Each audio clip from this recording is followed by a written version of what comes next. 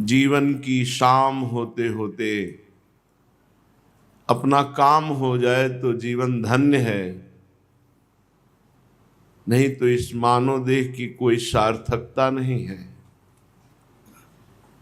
अपने परिवार का पोषण करना इन किन प्रकारेण, अपनी वासनाओं की पूर्ति में पूरा जीवन लगा देना, भगवान से विमुख होकर धर्म शास्त्रों के विमुख आचरण, ये व्यर्थ जीवन है।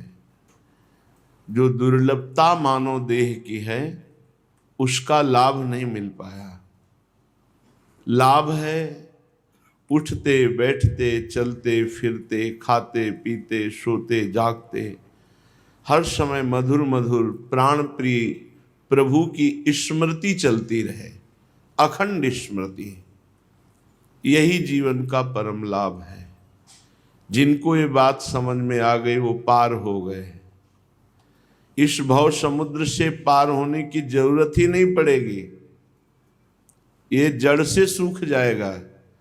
यदि हमारा निरंतर भगवत स्मरण चले तो ऐसा विशुद्ध ज्ञान होगा कि जैसे जगने के बाद स्वप्न की सत्ता ही नहीं रहती, ऐसे जेहि जाने जग जाए हेराई, जागे जथा स्वप्न भ्रम जाई। पर ये जागना होगा निरंतर भगवत भजन, निरंतर तैल धारावत अव्यावृत भजनात् अखंड भजन।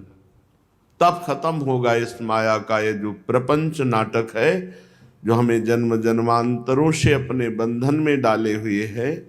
बहुत कीमती जीवन और बहुत व्यर्थ जीवन जा रहा है। यदि भजन नहीं हो रहा तो व्यर्थ जीवन जा रहा है।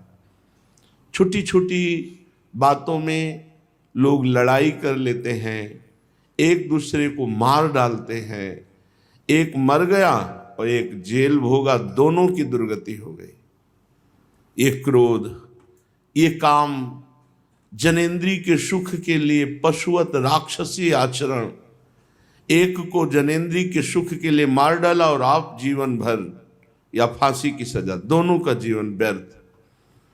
लोभ, धन के लिए किसी का अपहरण कर लेना, बेईमानी कर लेना, घूस लेकर के किसी निर्दोष को दंड देना और दोषी को बख्श देना, ये सब दुर्गति का कारण, दोनों की दुर्गति का कारण। जब तक अध्यात्म में प्रवेश नहीं है तो बिल्कुल जानवर जैसा जीवन है, पशु जैसा जीवन है। गोस्वामी जी कह रहे हैं पशु से भी नीचे जीवन है, क्योंकि पशु तो अपने प्रारब्ध का भोग भोग करके उन्नति को प्राप्त हो रहे हैं, और सबसे ज्यादा उन्नति को प्राप्त हुआ मनुष्य पाप कर्म करके नीच योनियों को जा रहा है। तिनते खरसूकर स्वान भले, जड़ता बस जे न कहें कछुए। उनसे सुअर कुत्ता गधा अच्छे,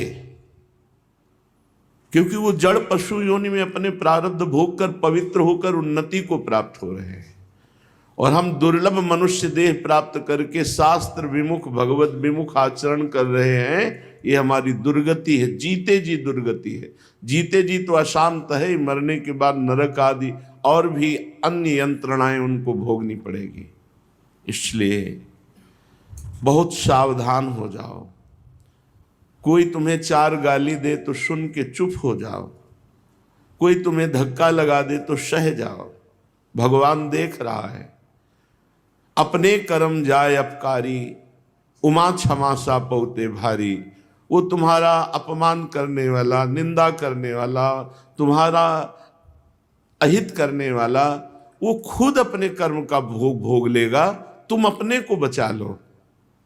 उमा क्षमा सापोहते भारी, श्राप से भी भारी क्षमा हो जाती है जब आप मौन होकर सह लेते हैं। ये मौन होकर सह लेना उसके लिए पतन का बहुत बड़ा कारण बन जाएगा। हम ये भी नहीं चाहेंगे कि उसका पतन हो। भगवान उसकी बुद्धि शुद्ध करें, अपने चरणारविंद में ले, पर अपने को चाहिए कि इस दुर्लभ मनुष्य देह को बचा लो। ये कहीं विपत्ति में न फंस जाए, कहीं समस्याओं में न फंस जाए, कहीं अधर्माचरण में न फंस जाए, नहीं तो भजन के लिए फिर चांस नहीं है। जब मन विपत्तियों में फंस जाता है, समस्याओं में फंस जाता है, फिर भजन का चांस नहीं रहता। फिर वही राग द्वेष का चिंतन, वही नाना प्रकार की धन आदि वस्तुओं का चिंतन। भगवत चिंतन रहित जीवन मृत जीवन है, निकृष्ट जीवन है, निंदनीय जीवन है।